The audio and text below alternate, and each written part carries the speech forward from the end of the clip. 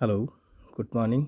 मैं doctor Jayanand Kumar, assistant professor, department of anthropology, Jain college Turva से हूँ। आज हम लोग देखेंगे सेमेस्टर 6 के लिए DSC 3 पेपर के यूनिट 2 को। इसमें आज हम लोग देखेंगे भ्रूण हत्या, जो भारतीय समाज में एक बहुत बड़ी समस्या रही है। हम देखेंगे कि भ्रूण हत्या क्या है। सीधे शब्दों में कहा जा सकता है, बालिका शिशु को गर्भ से हटाना, अर्थात गर्भ से लिंग परीक्षण जांच के बाद बालिका शिशु को हटाना कन्या भ्रूण हत्या है। केवल पहले लड़का पाने की परिवार में बुजुर्ग सदस्यों की इच्छाओं को पूरा करने के लिए जन्म से पहले ही बालिका शिशु को गर्भ में ही मार दिया जाता था। अल्ट्रासाउंड जैसी तकनीकी के आधार पर लिंग परीक्षण जांच के बाद जन्म से पहले मां के गर्भ से लड़की के भ्रूण को समाप्त करने के लिए गर्भपात की प्रक्रिया को कन्या भ्रूण हत्या कहते हैं। कन्या भ्रूण या कोई भी लिंग परीक्षण भारत में, वैसे तो परीक्षण भारत में गैरकानूनी है। यह उन अभिभावकों के लिए शर्म की बात है जो सिर्फ बालक शिशु चाहते हैं। साथ ही इसके लिए चिकित्सक भी खास तौर पर गर्भपात कराने में मदद करते हैं। ये सभी प्रक्रिया पारिवारिक दबाव, खास तौर से पति और ससुराल पक्ष के लोगों द्वारा की जाती है। गर्भपात कराने के पीछे सामान्य कारण अनियोजित गर्भ है, जबकि कन्या भ्रूण हत्या परिवार द्वारा की जाती है। भारतीय समाज में अनचाहे रूप से पैदा हुई लड़कियों को मारने की प्रथा सदियों से चली आ रही है। लोगों का मानना है कि लड़के परिवार के वंश को जारी रखते हैं, जबकि वो ये बेहद आसानी सी बात नहीं समझते कि दुनिया में लड़कियां ही शिशु को जन्म दे सकती हैं। कन्या भ्रूण हत्या शताब्दियों से चली आ रही है, खास तौर से उन परिवारों में जो केवल लड़का ही चाहते हैं। इसके पीछे विभिन्न धार्मिक, सामाजिक, आर्थिक और भावनात्मक कारण भी हैं। अब समय बहुत बदल चुका है। हालांकि विभिन्न कारण और मान्यताएं कुछ परिवार में आज भी जारी है। कन्या भ्रूण हत्या शताब्दियों से चला आ रहा है, खास तौर से उन परिवारों में जो लड़का ही चाहते हैं। आंकड़ों के अनुसार ऐसा पाया गया है कि परिवार में पुरुष और महिला लिंगानुपात 1961 में 102 पुरुष पर 100 महिला, 1981 में 104 पर 100 महिला और 2001 में 107 पर 100 महिला है। यह दिखाता है कि पुरुष का अनुपात हर बार नियमित तौर पर बढ़ रहा है। भारत में वहन करने योग्य अल्ट्रासाउंड तकनीक के आने के साथ ही लगभग 1990 के प्रारंभ में ही कन्या भ्रूण हत्या की शुरुआत हो चुकी थी। भारत में 1979 में अल्ट्रासाउंड तकनीक की प्रगति आई। हालांकि इसका फैलाव बहुत धीमे था, लेकिन वर्ष 2000 में व्यापक रूप से फैलने लगा। इसका आकलन किया गया कि 1990 से लड़की होने की वजह से 10 मिलियन से ज़्यादा कन्या भ्रूणों की गर्भपात हो चुका है। हम देख सकते हैं कि इतिहास और सांस्कृतिक पृष्ठभूमि के द्वारा कन्या भ्रूण हत्या किया जा रहा है। पूर्व में लोग मानते हैं कि बालक शिशु अधिक श्रेष्ठ होता है, क्योंकि वे भविष्य में परिवार के वंश को आगे बढ़ाने के साथ ही हस्तांतरित श्रम भी उपलब्ध कराएगा। पुत्र को परिवार की संपत्ति के रूप में देखा जा सकता है। उदाहरण के तौर पर यह समझा जा सकता है कि भारतीय समाज एक कृषि प्रधान देश रहा है और कृषि कार्य हेतु पुरुष श्रम की ज़्यादा आवश्यकता पड़ती थी।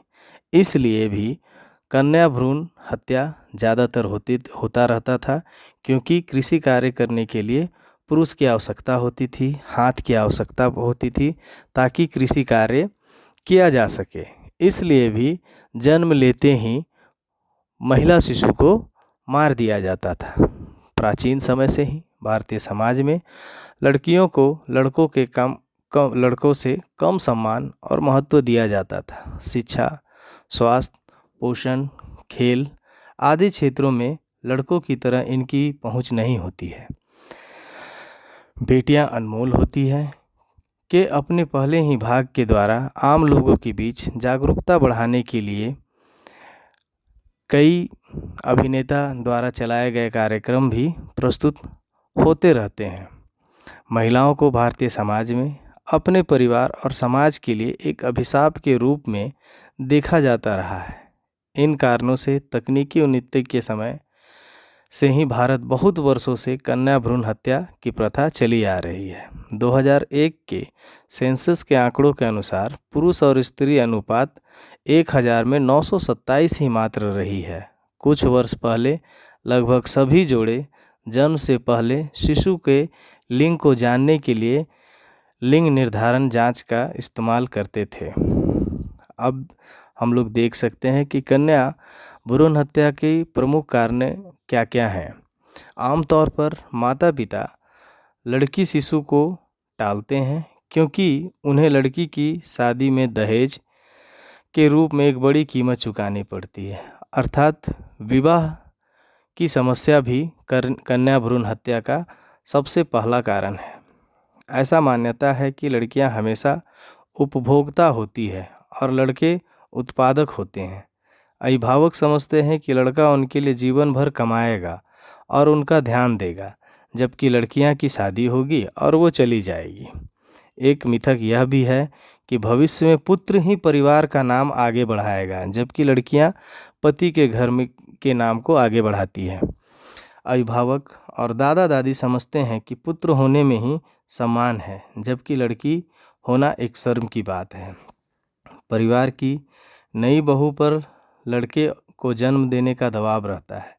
इसी वजह से लिंग परीक्षण के लिए उन्हें दबाव बनाया जाता है और लड़की होने पर जबरन गर्भपात करा दिया जाता है।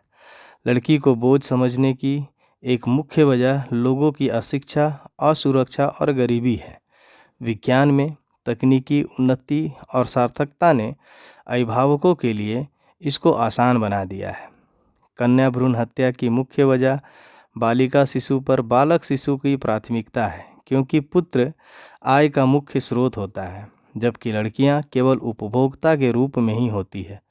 समाज में यह गलतफहमी है कि लड़के अपने परिवार की सेवा करते हैं, जबकि लड़की पराया धन होती है। दहेज व्यवस्था की पुरानी प्रथा भारत में अभिभावकों के सामने एक बड़ी चुनौती है, जो लड़कियां पैदा होने के से बचने का मुख्य कारण है। पुरुषवादी भारतीय समाज में महिलाओं की स्थिति निम्न है। अभी गैर कानूनी लिंग परीक्षण और बालिका शिशु की समाप्ति के लिए भारत में दूसरा बड़ा कारण गर्भपात की कानूनी मान्यता है। तकनीकी उन्नति ने भी कन्या भ्रूण हत्या को बढ़ावा दिया है। इसके लिए नियंत्रण के लिए कुछ उपाय किए गए हैं। जैसा कि हम सभी जानते हैं कि महिलाओं के भविष्य के लिए कन्या भ्रूण हत्या एक अपराध और सामाजिक आपदा है। भारतीय समाज में होने कन्या भ्रूण हत्याओं के कारणों का हमें ध्यान देना चाहिए और नियमित तौर पर एक एक करके सभी को सुलझाना चाहिए। लैंगिक भेदभाव की वजह से ही मुख्यतः कन्या भ्रूण हत्या होती है। इसके ऊपर नियंत्रण के लिए कानूनी शिकंजा होना चाहिए। भारत के सभी नागरिकों द्वारा इससे संबंधित नियमों का कड़ाई से पालन करना चाहिए और इस क्रूरतम अपराध के लिए किसी को भी गलत पाए जाने पर निश्चित तौर पर सज़ा मिलनी चाहिए। चिकित्सकों के इसमें शामिल होने की स्थिति में उनका स्थायी तौर पर लाइसेंस रद्द करना चाहिए। गैरकानूनी लिंग परीक्षण और गर्भपात के लिए खास तौर पर मेडिकल उपकरणों का विपणन को रोकना चाहिए। उन अभिभावकों को दंडित करना चाहिए जो अपनी लड़की को मारना चाहते हैं। युवा जोड़ों को जागरूक करने के लिए नियमित अभियान और सेमिनार आयोजित करने चाहिए। महिलाओं का सशक्तिकरण होना चाहिए, जिससे वे अपने अधिकारों के प्रति सचेत हो सके। भ्रूण हत्या के संबंध में कई अधिनियम या कानून बनाए गए हैं। जैसे पूर्व गर्भाधान और प्रसव पूर्व निदान तकनीक अधिनियम जो 1994 में भारत में लागू हुई। 1994 में भारत में कन्या भ्रूण हत्या और गिरते लिंगानुपात को रोकने के लिए भारत की संसद द्वारा पारित एक संघीय कानून है। इस अधिनियम से प्रसव पूर्व लिंग निर्धारण पर प्रतिबंध लगा दिया गया है। Prenatal diagnostic technique PNDT act 1996 के तहत जन्म से पूर्व शिशु के लिंग की जांच पर पाबंदी। ऐसे में अल्ट्रासाउंड या अल्ट्रासोनोग्राफी कराने वाले जोड़े या करने वाले डॉक्टर लैब कर्मी को 3 से 5 साल की सज़ा और 10 से 50,000 जुर्माने की प्रावधान की गई है। प्रत्येक आनुवांशिक परामर्श केंद्र, आनुवांशिक प्रयोगशाला, आनुवांशिक क्लिनिक परामर्श देने या प्रसव पूर्व निदान तकनीकों का संचालन करने में लगे हुए हैं, जैसे कि गर्भाधान से पहले और बाद में लिंग चयन की संभावनाओं के साथ इन विट्रो फर्टिलाइजेशन अधिनियम के दायरे में आता है और इस पर पूर्णतः प्रतिबंध है। भारतीय दंड संहिता 1860 के तहत प्रावधान यह है कि जो कोई भी जानबूझकर किसी महिला का गर्भपात कराता है तब तक कि कोई इसे स्वेच्छा से नहीं करता और गर्भावस्था का जारी रहना महिला के जीवन के लिए खतरनाक ना हो, उसे 7 साल की कैद की सज़ा दी जाएगी। यह भारतीय दंड संहिता की धारा 312 कहती है। इसके अतिरिक्त महिला की सहमति के बिना गर्भपात, धारा 313 के तहत गर्भपात की कोशिश के कारण महिला की मृत्यु होना, धारा 314 के तहत इसे एक दंडनीय अपराध बनाता है। धारा 315 के अनुसार मां के जीवन की रक्षा के प्रयास को छोड़कर अगर कोई बच्चे के जन्म से पहले ऐसा काम करता है जिससे जीवित बच्चे के जन्म को रोका जा सके या पैदा होने के बाद उसकी मृत्यु हो जाए, उसे 10 साल की कैद होगी। धारा 312 और 318 गर्भपात के अपराध पर सरलता से विचार करती है, जिसमें गर्भपात करना, बच्चे के जन्म को रोकना, अजन्मे बच्चे की हत्या करना आदि है। नवजात शिशु का त्याग देना, धारा 317 कहता है बच्चे की मृत शरीर को छुपाना या इसे चुपचाप नष्ट करना धारा 318 के अंतर्गत होती है। हालांकि कन्या भ्रूण हत्या या शिशु हत्या शब्दों का विशेष तौर पर इस्तेमाल नहीं किया गया है, फिर भी ये धाराएं दोनों अपराधों में को समाहित करती है। इन धाराओं में जेंडर के तटस्थ शब्द का प्रयोग किया गया है ताकि किसी भी लिंग के भ्रूण के संदर्भ में लागू किया जा सके। हालांकि भारत में बाल भ्रूण हत्या या शिशु हत्या के बारे में भी कम ही सुना गया है। भारतीय समाज में जहां बेटी की चाह संरचनात्मक और सांस्कृतिक रूप से जुड़ी हुई है, वहीं महिलाओं को बेटे के जन्म के लिए अत्यधिक सामाजिक और मनोवैज्ञानिक दबाव झेलना पड़ता है। आज के लिए बस इतना ही। धन्यवाद।